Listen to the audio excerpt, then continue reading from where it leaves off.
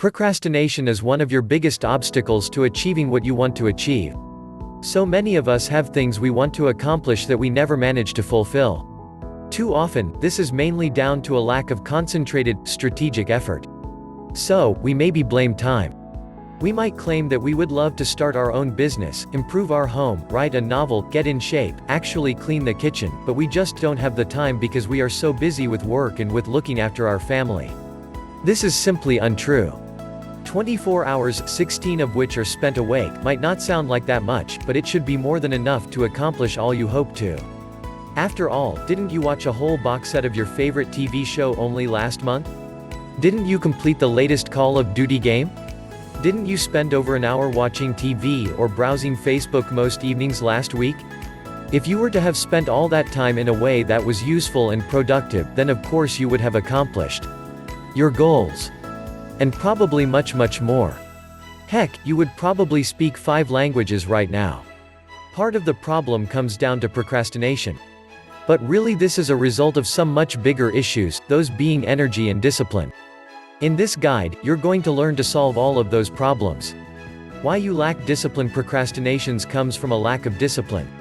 This is what happens when you sit down to get some work done and immediately your mind begins to wander. This in turn comes down to a couple of factors. For starters, the work you need to do is likely somewhat boring and unrewarding. If the work you had to do involved playing a computer game or eating a delicious pie, you probably wouldn't procrastinate. The other problem comes down to stress and anxiety. When we feel anxious and stressed, our mind wants to turn to the source of that stress and focus on that. It doesn't allow us to engage in the things we need to do. This is why we'll often find ourselves killing time by browsing the web. It's a little like burying your head in the sand and hoping the problem will go away. Of course, the irony is that delaying will only make matters worse. Ultimately, this is an example of you not being in control of your own mind. This is the monkey mind at its worst, and it's a great example of how we can feel out of control when it comes to where we want to direct our energy. And that brings us to the other problem, energy.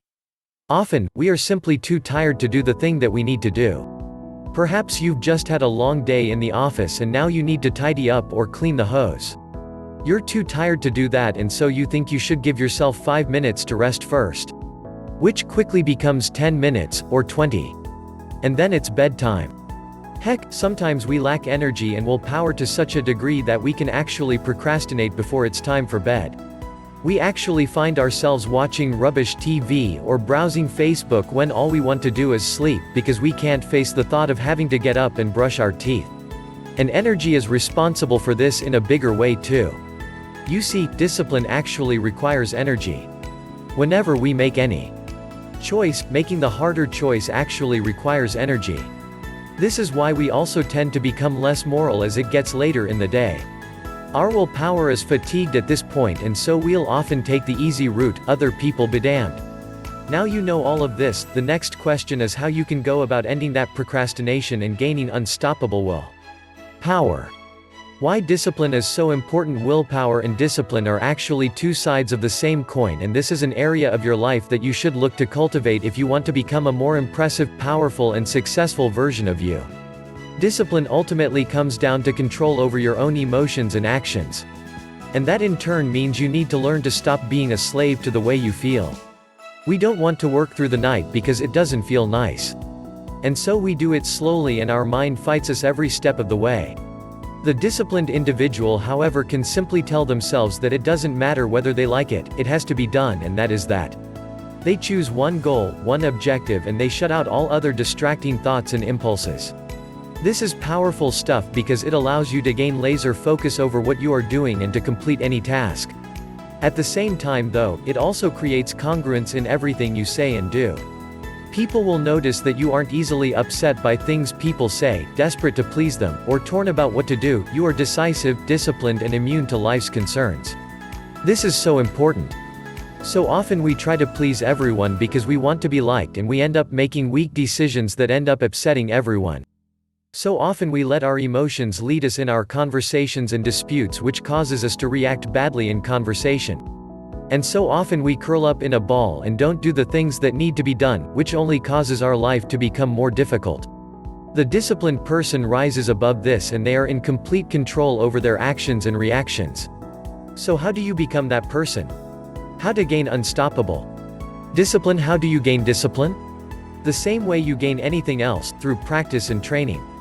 And what this also means is that you need to recognize the discipline that exists in every moment. Discipline is the conscious choice to focus on one thing and to shut out distractions.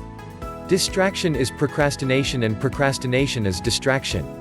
So, when someone is talking to you in a conversation, it is your job to focus acutely on what they're saying.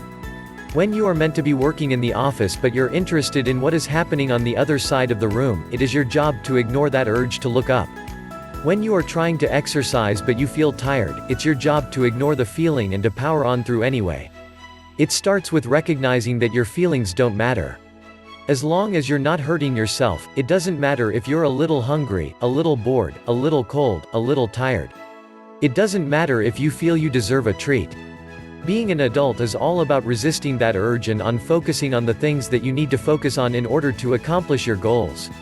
This is a kind of incidental training that turns all of your interactions and experiences into chances to hone your focus and discipline. But you can also set up further training opportunities throughout your routine. One example might be to take a cold shower. Standing in a cold shower takes a huge amount of willpower and discipline, and this is something your body and mind will fight you on every step of the way. But if you can force yourself into that cold water anyway, you will be training and harnessing your willpower. And actually, cold showers are very good for us, seeing as they help us to produce more testosterone, they increase blood circulation and they train our immune systems. Another example is to make your bed. This is something very simple, but it's a great habit to get into. If you can successfully motivate yourself to make your bed every morning, even when you're stressed, even when you're in a hurry, then this will be great training to get yourself to do other things that you need to. And guys, here's a big one. One of the most important things that you can do to enhance your discipline is to stop masturbating. This is the power of NoFap, a movement that encourages men to stop watching porn and only to gain satisfaction through sex. The problem with porn is that it provides us with too much stimulation and too much reward too easily. We have an amazing chemical reward on tap that we can easily access at any time, and this essentially trains us to give in to baser urges. We have no reason to wait, no work to do and no discipline necessary. The same goes for any other bad habit that you often give into, even if that just means entertaining bad thoughts. It may sound extreme, but when you indulge yourself physically or mentally, you are reinforcing bad behaviors and weakening your resolve. This is why practicing various forms of abstinence can actually be powerful tools for honing your discipline. I'm not suggesting you become a monk, I'm suggesting that if you really want to kill procrastination, you have to learn how to avoid all manner of temptation. The importance of reward. I'm really not telling you to become a monk here. While it's important to be disciplined and to fight procrastination, it's also important to enjoy life. And no one is going to be 100% disciplined 100% of the time, no matter what they tell you. Being too repressed and too strict can end up leading to more serious issues down the line. What I'm telling you to do instead, is to give yourself rewards at set times and only once you have worked for them. Want to eat a big chocolate bar? Sure you can. But only once you've gone a whole day keeping your calorie total to X amount. Want to kick back and enjoy a good book? That's fine. But first you need to complete X amount of work so that you've got that under your belt. Can't stick to NoFap? Fine, but limit it to once a week at a set time and make it quick. Giving yourself rewards for good behavior is a great way to motivate yourself and to allow you to add a little fun to your life, without having to completely give up on being disciplined and strict. One simple example of this might be with your daily work. If you normally start your day's work by getting a cup of tea and then having a chat, it's time to turn that on its head. From now on, you get the cup of tea and the chat as a reward for doing other good work. You're only allowed those things after you have completed X amount of work. This motivates you and it allows you to work less interrupted. The same goes for checking your phone. Put it on silent and allow yourself to check it once an hour for 5 minutes. Doing this helps to prevent procrastination because your willpower doesn't have to be so strong as to completely avoid ever doing that thing. Instead, it just has to be strong enough to hold off for a while. One more thing.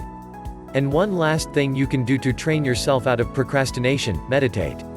Meditation is essentially an exercise in discipline. This is the practice of trying to remove all distracting thoughts for just a short period of time, and using this skill, you can start to become far less easily controlled by stress, by tiredness, by hunger, or by other impulses. Meditation makes us far more disciplined as well as much less stressed and far better able to concentrate and focus for long periods of time. Of course, that requires discipline in itself. Start with small 5-minute sessions a few times a week and build up from there.